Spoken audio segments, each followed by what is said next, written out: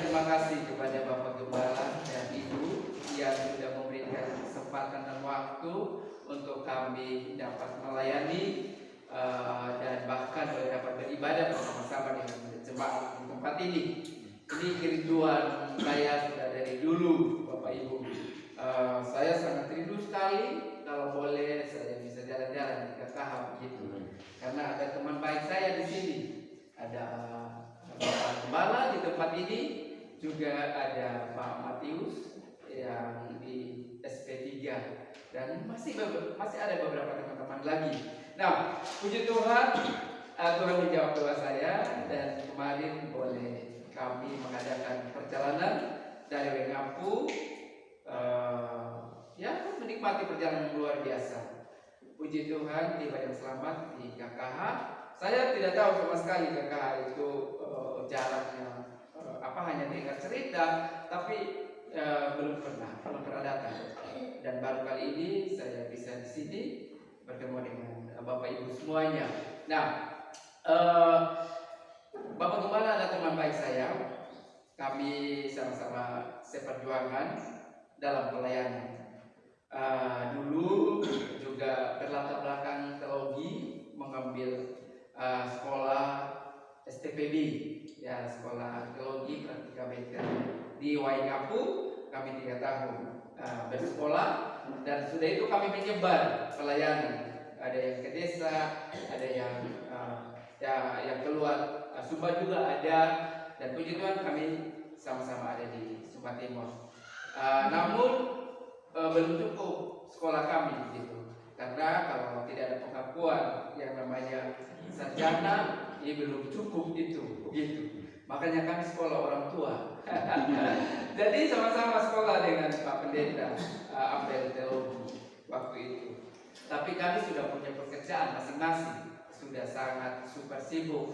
Bapak Pendeta juga terpanggil untuk pelayanan di masyarakat desa, di KKH, dan umumnya juga di kecamatan apa ini sih?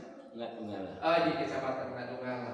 Tapi biar begitu Bapak dan Ibu, kami prioritaskan bahwa pendidikan itu penting, sekolah itu penting. Nah, puji Tuhan, Bapak Pendeta justru melangkah lebih dulu daripada saya. Saya masih sempat melenting, saudara. Melenting karena beberapa kegiatan kesibukan lain.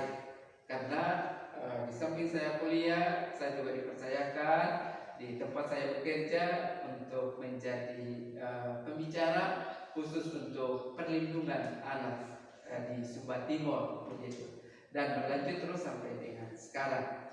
Dan ujung-ujungnya saya bisa menyelesaikan studi saya S1, dan ternyata di tempat saya selesaikan studi saya, Bapak Pendeta juga saya tanya, saya mau ambil S2 di situ Bapak Pendeta begitu. Dan puji Tuhan, akhirnya kami satu alma mater lagi, dan sekarang Bapak Pendeta sedang menyelesaikan S2-nya. Tepuk tangan dulu. Luar biasa kita punya gembala yang punya semangat untuk belajar dan terus belajar. Kami sebagai pendeta, kami terus belajar Bapak dan Ibu.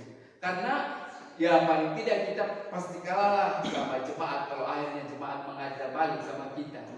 Lebih-lebih yang tinggal di kota, ada begitu banyak orang yang kita bertemu dengan mereka, dan mereka ada yang paling hebat tentang teologi. Nah, paling tidak kita juga punya adalah gambaran sedikit, dan kita paling tidak tahulah begitu tentang teologi itu seperti apa. Nah, makanya Bapak Ibu maklumkanlah kami kalau ketika kami sedang mencari ilmu, kami juga sedang mencari hidup, mengertilah kami begitu ya. Karena saya tahu Bapak Pendeta juga ketua Panwas di Kadungala, dan saya juga bekerja di satu lembaga seperti yang saya bilang, lembaga perlindungan anak, dan bekerja sama dengan Dinas Pemberdayaan Perempuan dan Anak Kabupaten Sumba Timur. Nah, besok saya akan lanjut, sebentar saya akan lanjut ke Pinupahar, dan besok ada sosialisasi perlindungan anak di Pinupahar. Nah, saya bersyukur sama Tuhan bisa dapat bertemu dengan jemaat semua di tempat ini. Ada salam dari jemaat saya, ya. Saya melayani salah satu namanya GBI Pambulway, persis di Kelurahan Demu, Kecamatan Kanatan, tidak begitu jauh dari Akper menuju ke bawah, ya, menuju ke jalan yang ke arah Kanatan, begitu. Nah, saya melayani sudah cukup lama di sana, di GBI.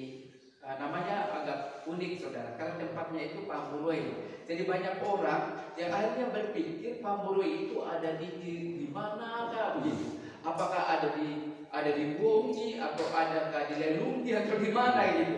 Nah, ternyata Pambulway itu ada di pinggiran kota. Ya, pinggiran kota, hanya memang karena tempat GBI itu selalu mengkaitkan gerejanya dengan nama tempat di mana gereja itu berada. Misalnya kita di sini namanya apa? GBI KKH, toh? Nah, seperti itu Bapak Ibu. Nah, saya sudah berkeluarga, ya, 3 orang anak. Oke, 1 istri tentunya, dan saya bernama Andreas Mbomoto. Dari pahamnya Bapak Ibu tahu, kalau saya asal dari mana? Saya dari Sumba Barat, ya, asli orang Sumba Barat, dari Tanariu, Bapak Ibu. Masih ada hubungan keluarga dengan Ibu Gembala di SP3, ya, begitu. Dan saya melayani sudah hampir 20-an, sudah 21 tahun lah saya melayani di Waingapu. Nah, kalau Bapak Ibu jemaat nanti ke Waingapu, mampirlah di pondok saya, itu ada di Brumdas, ya, rumah kami di Brumdas, jalan menuju SD3. Nah, bila Bapak Ibu berkesempatan, mampirlah, kita sama-sama bercerita tentang kebaikan Tuhan Yesus. Amin. Amin. Saya sudah kepala 4. Sudah kepala 4. Puji Tuhan, masih semangat walaupun kepalanya sudah 4, saudara. Dan saya karena keseringan bertemu dengan anak-anak, begitu, bertemu dengan anak-anak SMP, SMA, mahasiswa, mensosialisasikan tentang perlindungan hak anak, jadi banyak tertawa lah, begitu, sehingga kepala 4-nya tidak terlalu nampak. Padahalnya sudah luar biasa lah. Dan Tuhan menggendong saya sampai dengan hari ini, dan saya tetap semangat bersyukur sama Tuhan Yesus. Baiklah, kita akan siapkan hati kita untuk mendengarkan firman Tuhan. Saya akan mengajak jemaat Tuhan untuk membaca beberapa firman Tuhan yang saya ambil dalam Yesaya pasal 40. Yesaya 40.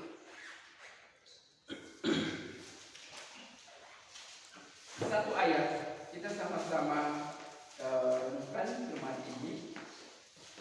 Yesaya pasal 40 ayat 31. Yesaya 40 ayat 31. Yesaya 40 ayat 31.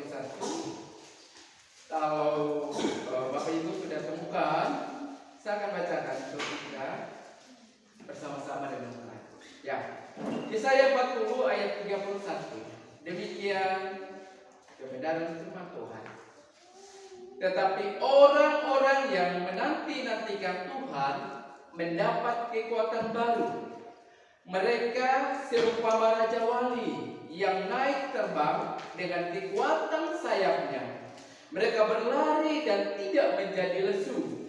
Mereka berjalan dan tidak menjadi lelah. Puji nama Tuhan. Berbahagia kita yang mendengarkan firman Tuhan ini.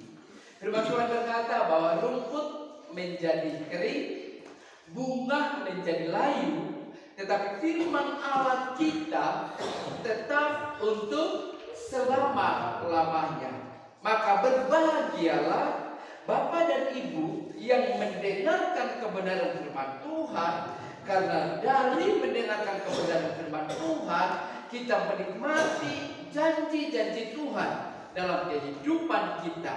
Firman Tuhan berkata bahwa mereka yang mendengarkan firman, yang merenungkan firman dalam kehidupan mereka, merekalah yang berbahagia, merekalah yang diberikan umur yang panjang, merekalah yang diberkati setiap langkah mereka.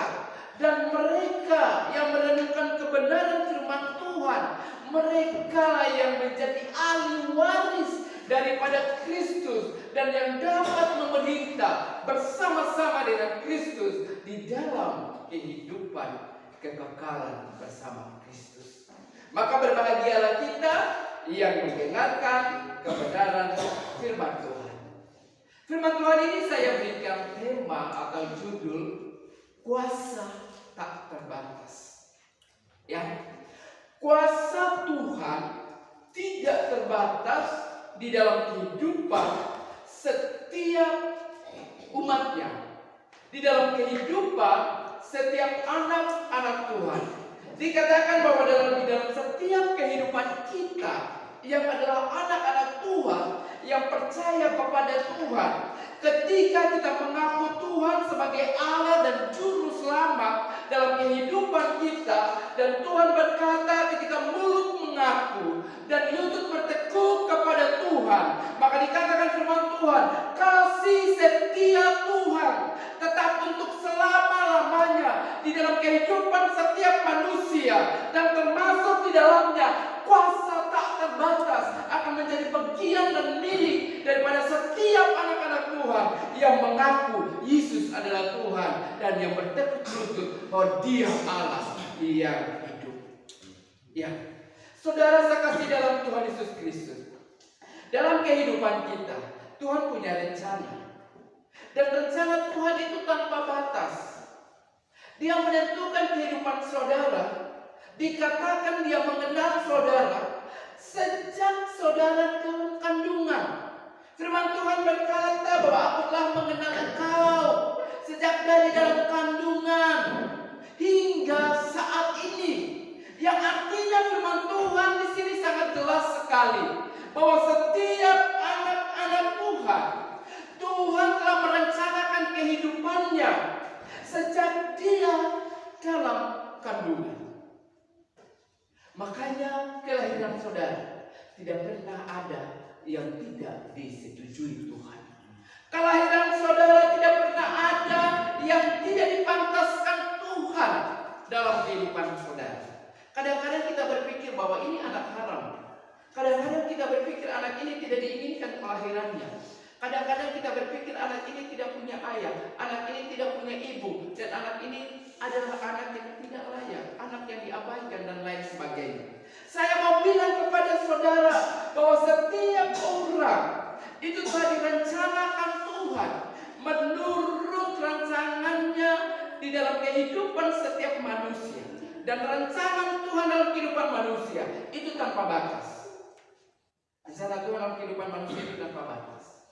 Nah, kadang-kadang kita berpikir bahwa dengan kepada firman Tuhan mengatakan rancangan Tuhan dalam kehidupan kita adalah rancangan yang membawa masa depan yang penuh harapan serta membawa damai dan sejahtera dalam kehidupan kita. Dan yang pada akhirnya kita mulai bertanya-tanya, kenapa kenyataan dalam kehidupan saya tidak seperti apa yang difirmankan Tuhan? Karena kita mulai bertanya, kita mengatakan kenapa perjalanan atau jalan hidup saya kok penuh dengan berbagai macam penderitaan, penuh dengan berbagai macam masalah, penuh dengan berbagai macam kekurangan, penuh dengan berbagai macam sakit, penyakit, kemiskinan, kemelaratan, dan lain sebagainya. Kadang itu selalu muncul dalam pikiran kita. Sementara firman Tuhan menegaskan bahwa Dia merancangkan yang membawa damai sejahtera dalam kehidupan kita serta masa depan yang penuh harapan. Saudaraku yang saya kasih dalam Tuhan Yesus Kristus, sebagai orang percaya marilah kita bersama-sama memperhatikan kebenaran dalam kehidupan kita, bahwa sesungguhnya Tuhan memiliki rencana yang dimana Tuhan membawa saudara untuk menikmati rencana Tuhan tanpa batas dalam kehidupan saudara. Bagaimana Tuhan membawa kita untuk menikmati anugerah, menikmati berkat, menikmati kasih-Nya, dan bahkan di dalamnya bagaimana di dalam kehidupan kita dapat melintasi berbagai macam masalah, melewati berbagai macam persoalan dalam kehidupan kita.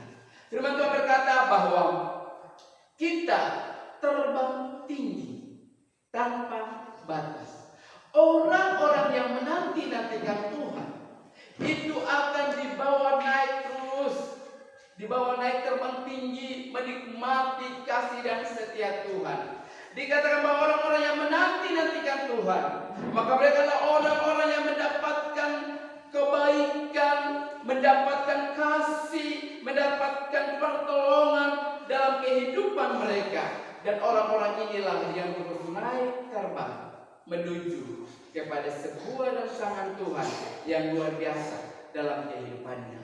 Pekerjaan kita, saudara, pergumulan kita, ya, segala macam masalah persoalan kita yang seharusnya semuanya di bawah terbang bersama dengan pertolongan, bersama dengan kuasa Tuhan yang tanpa batas. Kadang-kadang kita mulai berpikir bagaimana pekerjaan kita, bagaimana pelayanan kita, bagaimana segala macam kesibukan kita pada akhirnya dibawa naik terbang oleh Tuhan.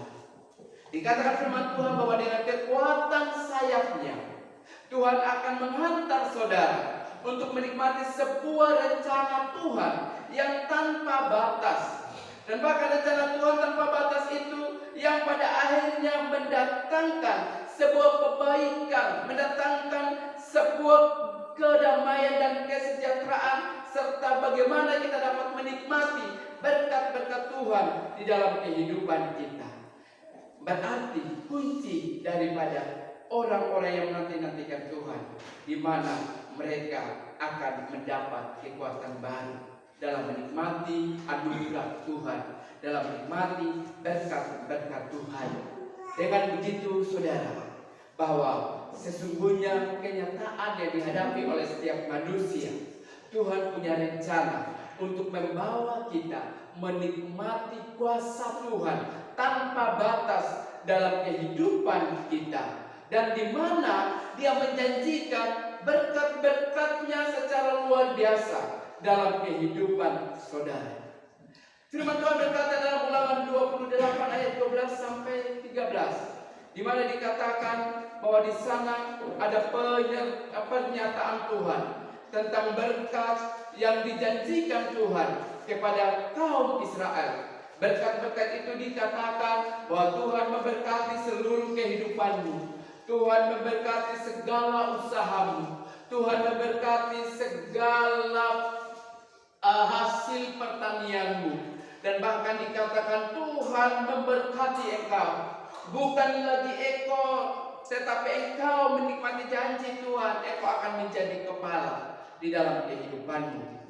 Tetapi untuk semua ini, bagaimana kita dapat menikmati berkat-berkat Tuhan yang pada kenyataannya kadang kita berada di tengah-tengah masalah, di tengah-tengah persoalan dalam kehidupan kita. Tuhan berkata bahwa janji-janji Tuhan itu ya dan amin. Tidak mungkin ketika Tuhan berjanji lalu Dia lepas kita begitu saja. Tetapi dikatakan bahwa ketika firman Tuhan dinyatakan, ketika kebenaran firman yang disampaikan, itu adalah kebenaran yang pasti dalam kehidupan kita. Tetapi kenyataannya, kadang-kadang kita mulai bertanya begini, Tuhan, kenapa itu berkat saya tidak pernah nikmati? Kenapa Tuhan saya selalu ada di tengah-tengah masalah? Kenapa saya selalu ada di tengah-tengah persoalan? Kenapa saya selalu ada di tengah-tengah pergumulan dalam kehidupan saya? Nah, kita perhatikan saudara, hal apa, langkah apa yang harusnya kita lakukan hingga pada akhirnya kita dapat menikmati berkat-berkat Tuhan dalam kehidupan kita. Yang perlu kita lakukan adalah bagaimana kita memiliki waktu kita dapat bersaat teduh bersama dengan Tuhan. Karena ketika kita bersaat teduh bersama dengan Tuhan, di sanalah kita dapat menikmati kesetiaan Tuhan dalam kehidupan kita. Ketika kita bersaat teduh dengan Tuhan, kita beribadah bersama dengan Tuhan, di mana di dalamnya dikatakan iman kita dilatih secara terus menerus. Sehingga saya mau bilang kepada saudara, mungkin belum cukup setiap hari Minggu kita datang ibadah, tetapi kita harus aktif, kita harus rajin pada setiap persekutuan. yang diadakan oleh gereja kita. Karena apa? Karena disitulah kita melatih diri kita untuk bersaat teduh bersama dengan Tuhan. Maka dikatakan otot rohani kita itu dilatih untuk terus naik terbang, menikmati kasih dan setia Tuhan. Ketika kita beribadah kepada Tuhan, dikatakan firman Tuhan bahwa ada kekuatan baru yang diberikan Tuhan dalam kehidupan saudara dan saya. Sebagaimana firman Tuhan berkata bahwa diberkatilah mereka yang menanti-nantikan Tuhan. Dan orang-orang yang menanti-nantikan Tuhan adalah orang-orang yang di dalamnya menikmati kekuatan yang baru, yang selalu dinyatakan diberikan Tuhan di dalam kehidupan mereka. Karena itu dikatakan firman Tuhan bahwa ketika kita menantikan Tuhan, kita bersaat teduh bersama dengan Tuhan, maka di dalamnya makin lama kita akan mendapat kekuatan yang baru yang datang daripada Tuhan. Yosafat adalah seorang raja, pemimpin kerajaan Yehuda pada saat itu. Tetapi meski dia sebagai seorang raja yang hidup ekonominya sudah sangat mapan, dia menikmati berbagai macam fasilitas yang ada, tetapi dia masih tetap mengandalkan Tuhan. Sehingga di tengah-tengah pergumulan, di tengah-tengah masalah, di tengah-tengah persoalan yang datang dalam kehidupannya, dikatakan bahwa Yosafat mengandalkan Tuhan. Apa jadinya ketika dia mengandalkan Tuhan? Maka makin lama makin kuat dan menjadi luar biasa kuatnya karena penyertaan Tuhan di dalam kehidupan Yosafat. Dengan begitu saudara, kita tahu bahwa kalau kita mau menjadi pribadi yang menikmati kuasa Tuhan yang tak terbatas, tentu di dalamnya kita harus tetap terus terbang tinggi. Terbang tinggi artinya di dalamnya di mana kita memiliki waktu bersaat teduh dengan Tuhan. Dan ketika kita bersaat teduh dengan Tuhan, disinilah kita melatih iman kita. Bagaimana kita menjadi seorang pribadi yang kuat. Bagaimana kita menjadi seorang pribadi yang menikmati janji Tuhan dan bahkan yang memperoleh kemenangan dalam kehidupannya. Firman Tuhan berkata di sini saudara bahwa orang-orang yang menanti-nantikan Tuhan mendapat kekuatan baru. Mereka seumpama Raja Wali yang naik terbang. Apa itu Raja Wali, saudara? Raja Wali kalau di sini ya kita contohkan burung elang yang begitu sempurna, ya, penampilannya begitu sempurna dan dia terbang itu punya kekuatan sayap yang sangat kuat. Nah, burung Raja Wali adalah seekor burung yang memiliki satu kekuatan, kelebihan yang hebat yang luar biasa di antara burung-burung yang lainnya.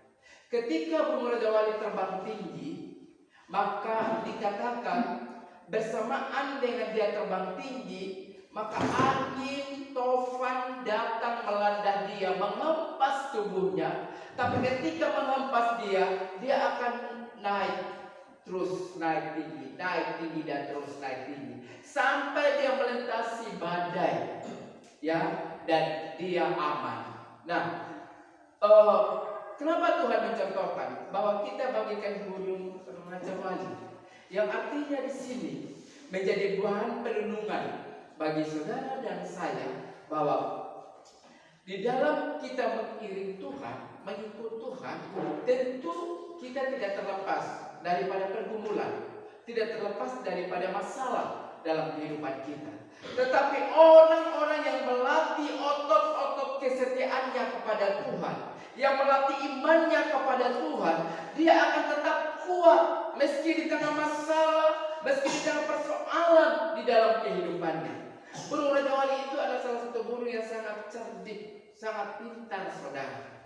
Kalau burung Raja Wali itu dia mendirikan sarangnya di atas tebing yang tinggi. Amat terlebih pada saat dia sudah bertelur dan dia mau mengeramkan telurnya atau membuat sarangnya, dia pasti akan ada di atas tebing yang sangat tinggi sekali.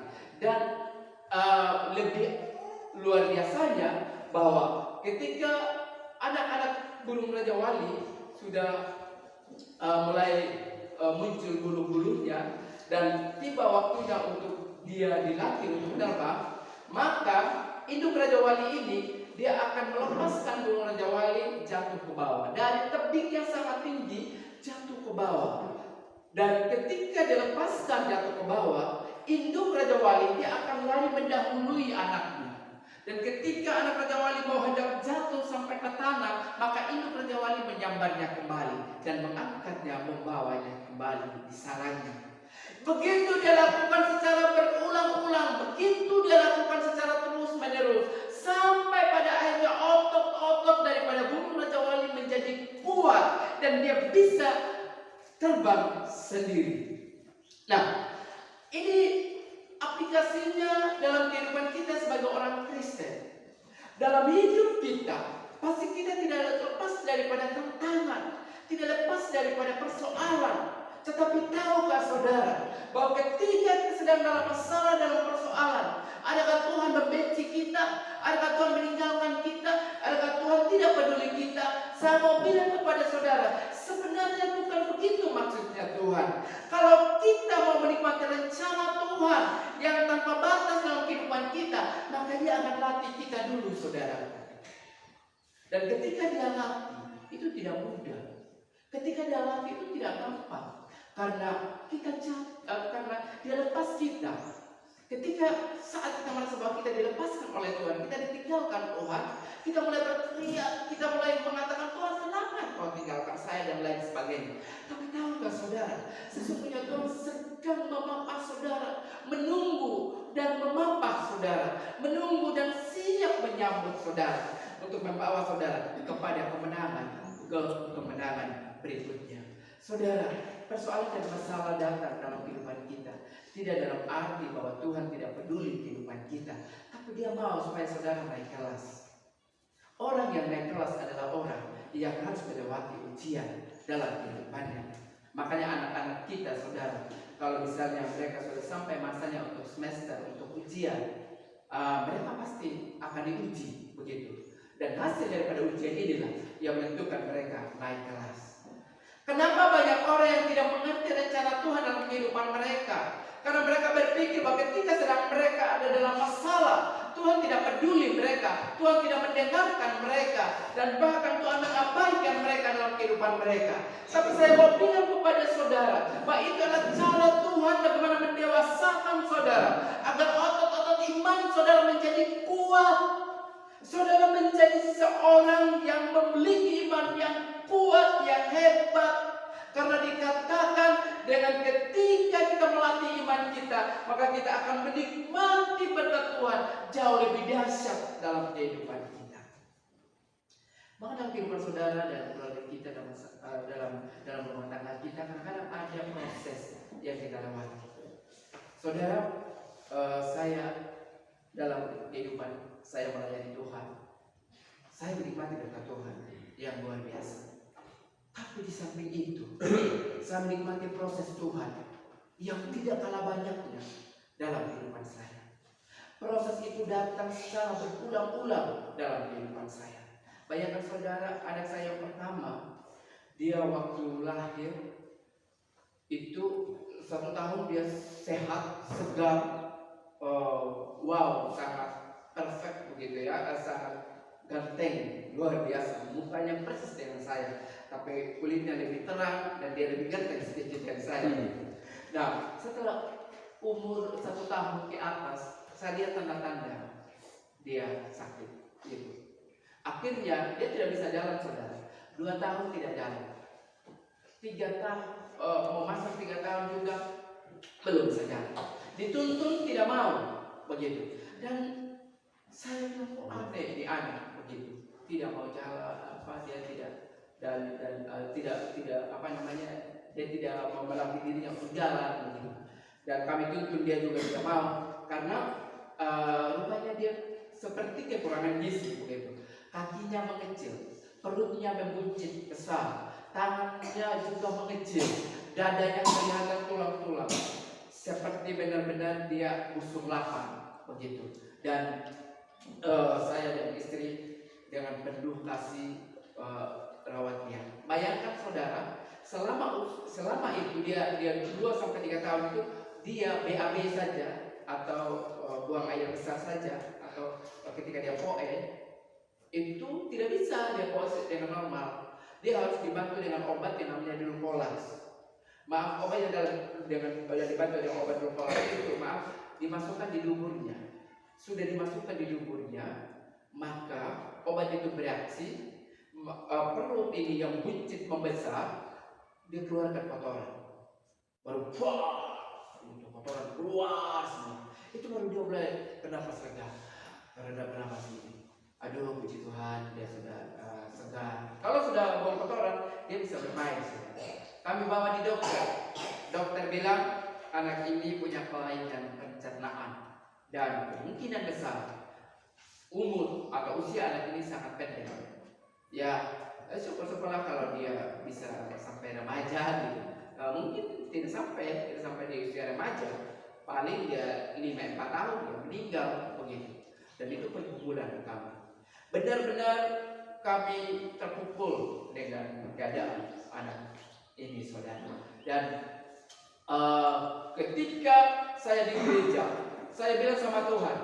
Terakhir sebelum saya doakan sama jemaat, saya bilang, jemaat, ini anak saya, dan apapun yang terjadi dengan dia, saya tetap bersyukur sama Tuhan.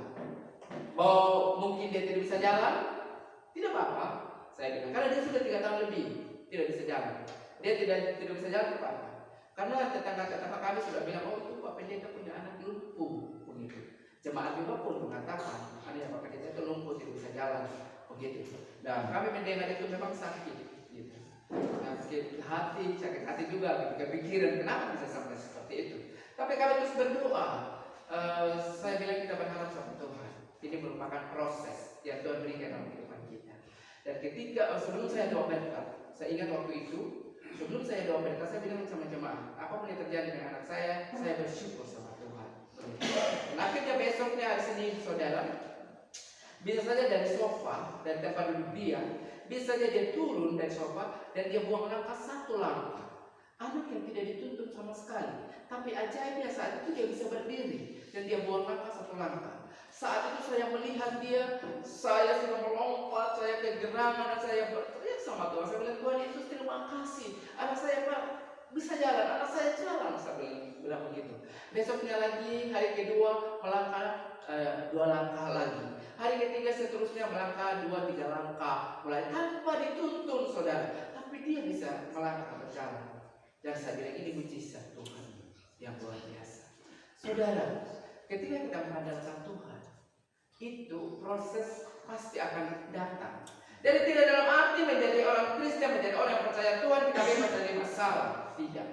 Menjadi orang yang percaya Tuhan, menjadi orang yang melayani Tuhan kita bebas dari masalah. Saya dan istri saya kadang demo sama Tuhan. Kami demo sama Tuhan. Kami duduk di sini, kami duduk persis di depan konfor, terus kita bilang sama Tuhan, kenapa Tuhan? Masalah ini kok selalu datang terus menerus, kok tidak habis-habisnya masalah yang kami hadapi begitu. Saudara mau tahu setelah dia jalan, pendidikan jalan bermasalah, terpendam begitu. Saya bingung, ya.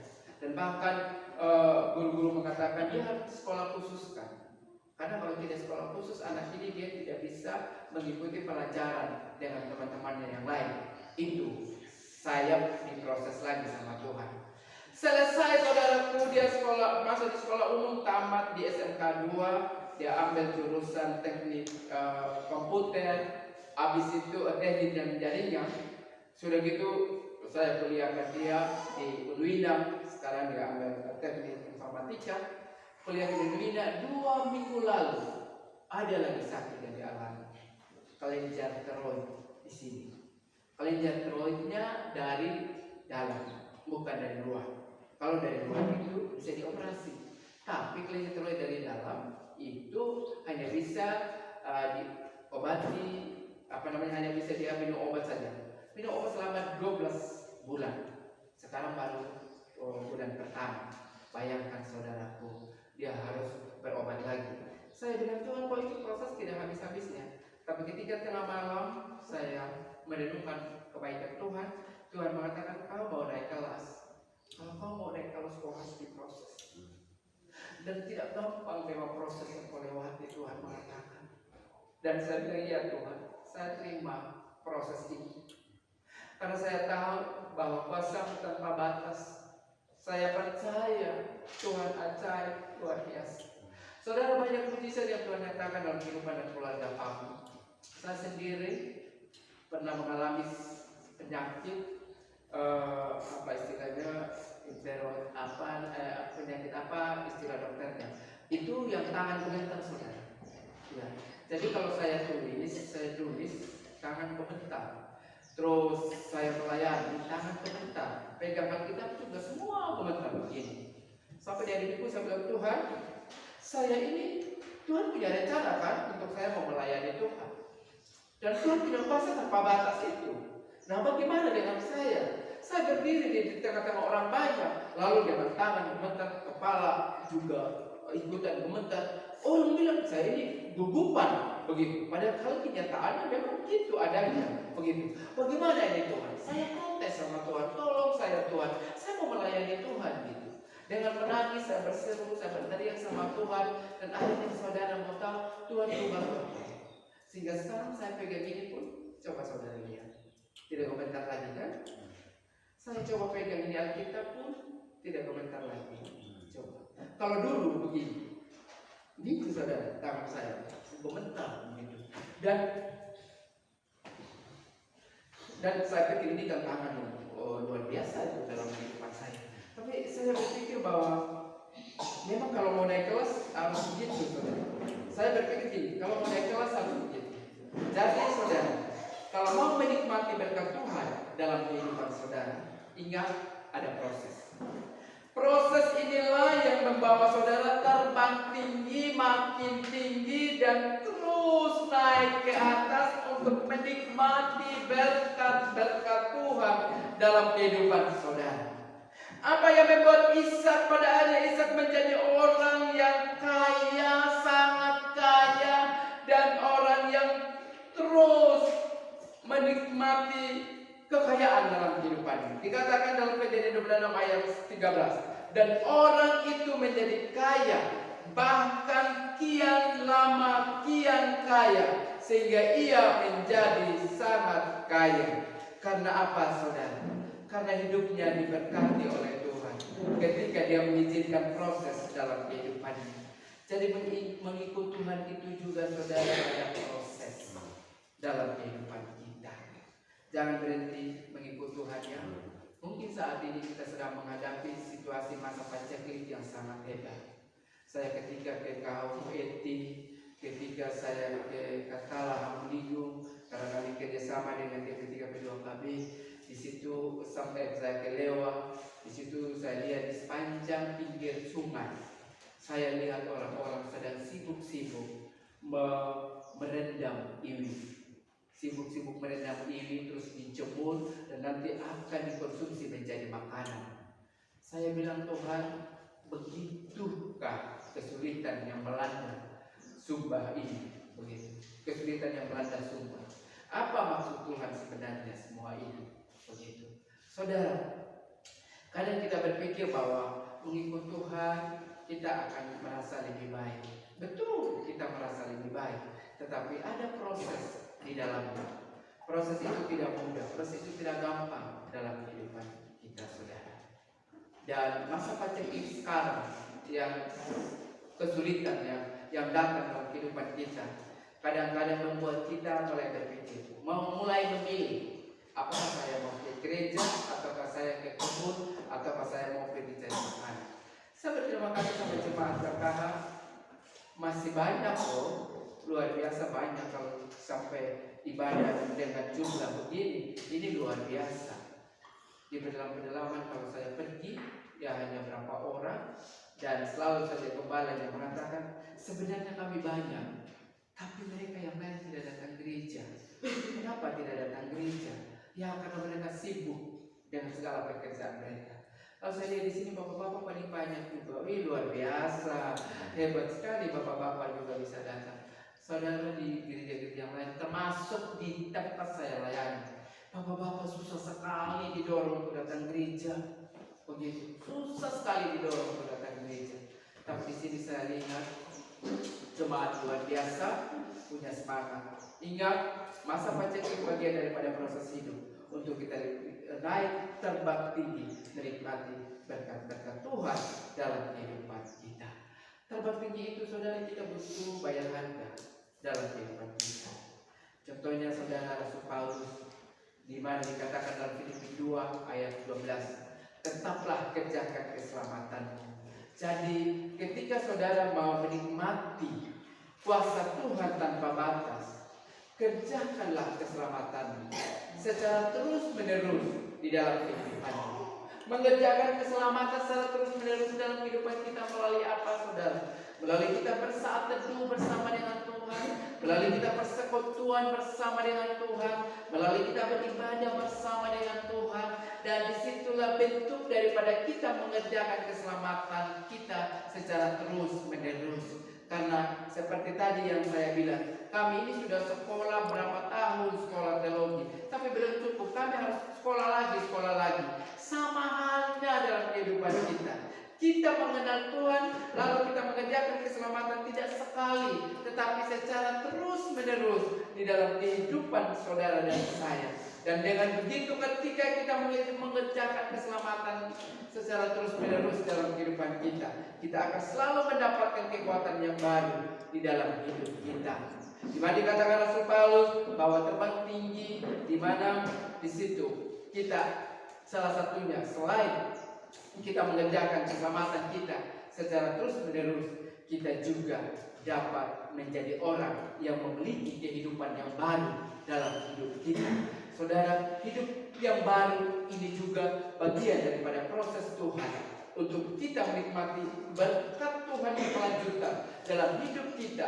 Kita seharusnya memiliki hidup yang baru secara terus menerus. Rasul Paulus mengatakan bahwa dahulu bagiku kuanggap itu merupakan suatu kesenangan, keuntungan, tetapi sekarang semuanya itu sudah kubuang dan sudah kuanggap itu menjadi sampah. Saudara, ketika Tuhan proses di dalam kehidupanmu, ada hal-hal tertentu yang mau kau tinggalkan dalam hidupmu agar kehidupan baru terus diberikan Tuhan dalam hidupmu. Kekuatan baru terus diberikan Tuhan dalam kehidupanmu. Nah, proses itu juga adalah bagian kita membuang daripada kehidupan kita yang lama yang tidak berkenan kepada Tuhan. Dulu kita orangnya suka maki, suka marah-marah. Nah, setelah kita mengikuti Tuhan, mari kita berubah. Janganlah kita suka maki-maki, janganlah kita suka marah-marah. Itu salah satu cara bagaimana Tuhan mau membawa kita terbang lebih tinggi, menikmati berkat-berkatnya adalah kita